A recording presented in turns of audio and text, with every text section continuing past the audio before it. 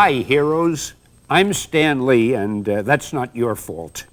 You know, in a lot of shows like this, people start by saying, and now my guest needs no introduction. Well, I'm not sure Todd McFarlane needs an introduction, but I think he certainly deserves one. So let's get into this. Not only is he multi-talented, but there are many facets about Todd that you're going to learn as we move along. For example, he's not only one of the top artist writers in our business, but he's also something of an entrepreneur. He's going into a new business where he's producing his own trading cards, which he'll tell you about later. He owns a comic book store, which is not a bad thing for a guy in the business to do. He's a baseball player. He used to play, and I think still does, with a Pac-10. I'm sure a lot of you know what that means. He explained to me it's 10 teams in the Pacific League.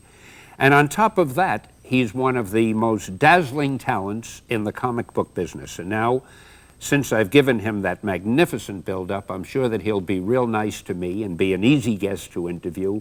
And without further ado, because I don't have much ado to spare, here he is, the one and only Todd McFarlane. Hey, Stan. Hiya, Todd. Hey, you sound just like my mom. Listen, Todd, Yep. What I want to know is, before we get to the heavy stuff, you look about 12 years old. Thank I know you. you're a little older than that. But what about your early years? What about before you started in comics? Because so many people have asked me, hearing I was going to do this video cassette, how did he get into it? What was he like as a kid? How did he learn to draw the way he does in such a short period of time? Actually, I think that I'm probably different than most of the guys that I admired when I was growing up, in that I didn't start collecting my first comic book till I was 17. So I was probably grade 11 or 12. Most guys seem to, you know, have read comic books since they were 5. I mean, we all had comic books as a kid. It wasn't like going to be an occupation of mine. So at about 17, for some reason, at that point, I was collecting trading cards, baseball cards, living down in Southern California. And one day, all of a sudden, I walked into a corner store, plunked down my $2 and came home with 6 comic books. And because I'm kind of a fanatical kid, within 2 weeks I was collecting every single comic book that was out on the stands. And it kind of gave me a focus to take my artwork. I'd always been doodling, and just like anybody else, and drawing since I was 5, I can remember, but I had no focus with it. And I think a lot of the kids out there, you know, that's one of the problems that they have. They can't seem to put themselves in a direction. But once I started collecting the books, all of a sudden I said, well, you start to read so many that some of them aren't that good, and you go, I think I could do a little bit better than this, and you start to get a bit cocky, and you're on your way. So I guess one of the first things you need is some taste. You have to be able to know this stuff is good, this isn't that good, and I'm going to be influenced by the good stuff. I don't even think it's making that kind of judgment's pretty.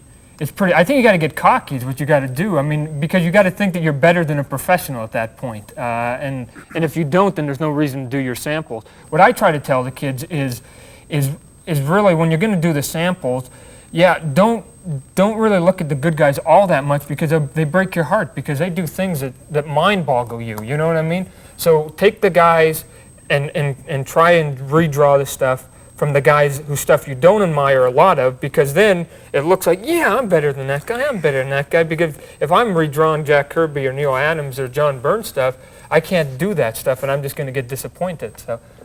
So then actually what you're saying is the opposite of what I said, that you're better off looking at the guys who aren't that good, because that'll give you more confidence. You know you can do better than they can. Right, exactly. Of course, in your case, though, what about when you first started? Certainly, when you were 17 or 15 or 14 or 11, you weren't better than these cartoonists then, but you must have known at some point you'd be able to be as good or better. I think what ended up happening, I mean, the way that I taught myself, and I know I drive some of the older guys a little bit crazy, but you know, they say draw from life and go and look at the world and stuff. I tell the kids the opposite, you know, draw from comic books. And the reason is because the things that make comic books cool, in my opinion, are things like big laser guns, those monsters that are drooling and got big fangs on them, you know, guys that got capes that are 47 feet, like you can't see that in life. So, but those are the kind of things that visually make things entertaining to look at. So I always tell the kids, look at the comic book, but what I would do is I would just take like arms, and I draw arms for like a week till I kind of had it figured out what an arm looked like. Then the next week I'd try to teach myself how to draw kneecaps. And I just, after about 2.5 months of placing all the pieces together, I kind of had a body. And then after that point, I had to like actually start to turn the body and try to do storytelling and go to the next level. So it was kind of a slow process for me. Well, when you were drawing the arms and the bodies and so forth, where did you get them from? Did you take them from your own arm, or did you look at other drawings of arms, for example? I mean, there's certain lines that are on comic books that you got to kind of place. I didn't really study muscle magazines, which a lot of guys do. And the reason is because I think that some of the guys that draw perfect can't really put the superheroes into certain poses that make them look dynamic. I mean, Jack Kirby, if he had put all the kneecaps in the right place, couldn't have done those great poses. He needed to be able to warp the bodies around. But from my perspective, no, I watched, the one thing that I watched was teachers' hands. When I went to college, people used to talk and go like this. And the one word advice I had, they said, if you can draw great expressions of faces and great hands, the rest of the body doesn't really need to be there, because you can do a dramatic shot by going, a guy gritting his teeth and going like this. That gives a lot of emotion. So I watch people's hands a lot, and that was about the only thing I was conscious about. That's interesting, because I always used to feel the hands and the faces were absolutely the most important two elements to get excitement and interest and drama in a panel. And we used to say to the artists years ago that you've got to make your characters look excited, because if they don't look excited at what's happening in the story, how can you convince the reader that it is an exciting incident if the characters participating look calm? So we always try to make the hands tense and the faces wide-eyed and the mouths open. And sometimes you can get two artists drawing a strip, and this is something you're so great at. Every panel you do looks exciting, but you can take the same story and let one artist, for instance, if somebody is supposed to be frightened, a monster is coming into a room, and you could have the person like this, oh, there's a monster. Or you could draw her or him like this, ah, a monster. Well, which one would you want to read, if you saw those two drawings? And usually you get that excitement with the hands and with the faces. Mm-hmm. But I think the body is kind of important too. You've got to know what to do with the shoulders. Yeah, well, the thing is, most superhero guys don't stand like we stand. In fact, they wouldn't sit at the table. Bite your tongue. No, wait, they wouldn't sit in a chair like this. They'd sit like this. Of course, they got the big bulging chest, and they'd, so everything is melodramatic. That's why I try to teach the kids that show me their portfolios too, is overdo everything. I mean, like, keep knocking people over the head with the visuals, because, it is fiction, and people want to see something that's not real, I don't think, because otherwise they can read a novel or something like that. So you got to make it, and the scenes that are what we call pedestrian scenes, where John and Joe are talking out of costume, those ones, I always tell the kids, you can still make those look exciting the same way that Alfred Hitchcock used to make them look exciting. Instead of doing the shot straight at my face, you can come up through the glass table, you can do a silhouette of them, you can shoot through the window that maybe's got the pane that's in checkerboards or something. You can do a dramatic down shot. If Aunt May's pouring coffee, that's a pretty bland, stupid panel, but I could make that, I think, somewhat more visual to look at by either doing a close-up of her eye as the smoke or the steam's coming billowing out of the cup of coffee. I could show her reflection in a stainless steel canister that she's pouring. There's a lot of different ways, and I try to get the kids to think of the pedestrian panels a lot more, because then the action comes easy. If you can make somebody pouring coffee look good, then a guy getting blasted through a wall with a laser gun is a piece of cake, I guarantee. Todd, you're a real comic book natural, because what you say, I think, is so important, especially if anyone watching this has aspirations of being a comic book artist, or even a writer. You've only got so many panels to tell the story, and if you have one dull panel on a page, you're really wasting about 1/6 of the page, and you're so right on, because anything can be made interesting. Somebody walking down the street, you say, what can you do with someone walking down the street? But as you mentioned, if you make it an angle shot looking up at them, maybe through some steam that's coming up from a grating or from a window. Gene Colan once did a panel, I'll never forget, of a fellow opening a door. He had opened the door, and all Gene drew was the hand holding the doorknob, but he did it in a certain perspective and with his light and shading. It was as interesting a panel as you can get. So it just depends on your point of view, and I suddenly realized this is not not Stan Lee giving a lecture, so let's get right back to you. Let me ask you something else. Okay.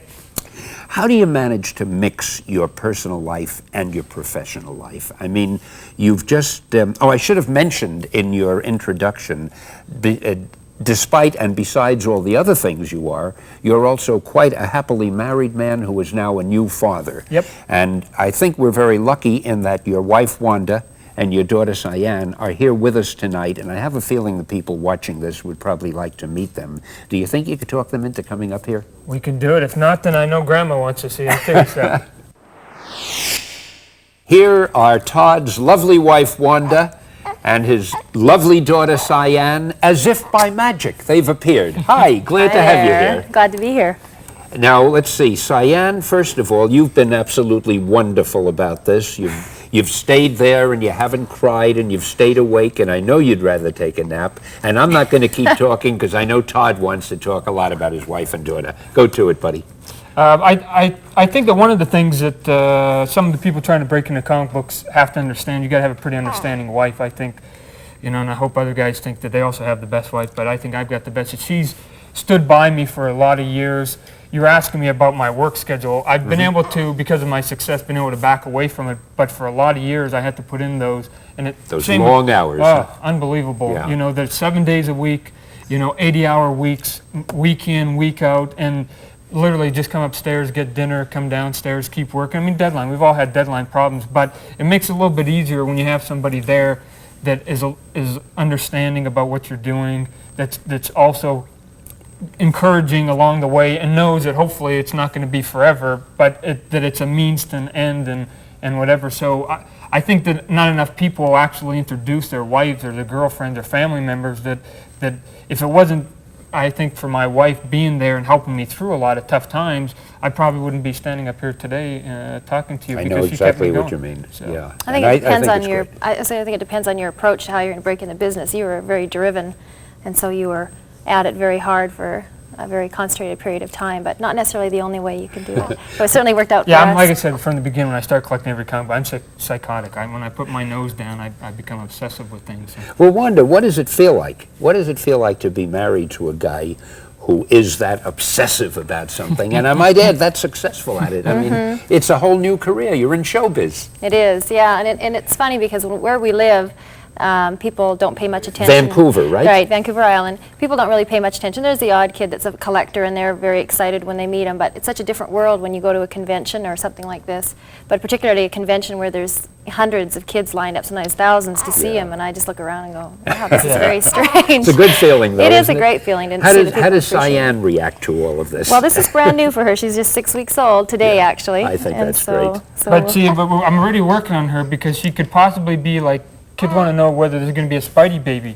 See, and this is why I bought this here, because then at any moment when she senses danger, see, then she could just come in here, and Spidey baby is ready to go, and we're off. And I wondered why you had her sticking to the wall when I first met her. That's terrific. Well, I think we're getting hungry, so I think we'll leave you guys to the rest of your interview, but thank you for inviting me. Hey, thanks It's been so fun. much for coming and Okay. kind of rounding this thing out. And it was great seeing you, Okay, Wanda. And bye-bye. Cyan, remember now, when we need a spider baby, who knows? Boy, when you realize that most artists need motivation, I'd say, Todd, that you have two of the greatest motivating factors I've ever seen there. You've got a lovely family. Thank and you, I thank you. congratulate you. Now, you mentioned Vancouver. You live in Vancouver, or more accurately, Vancouver Island, Right, as right. you've told me a moment ago. Yep. And I was just wondering, what's it like? That's pretty far from New York, where most of the comic publishers are. Yep. What's it like to be working so far away? Is it more difficult or easier because nobody's bothering you, or what? For me, I mean, I've always worked out of a small town ever since I broke in. So for me, it's not really a change. I mean, I grew up in a few big cities, but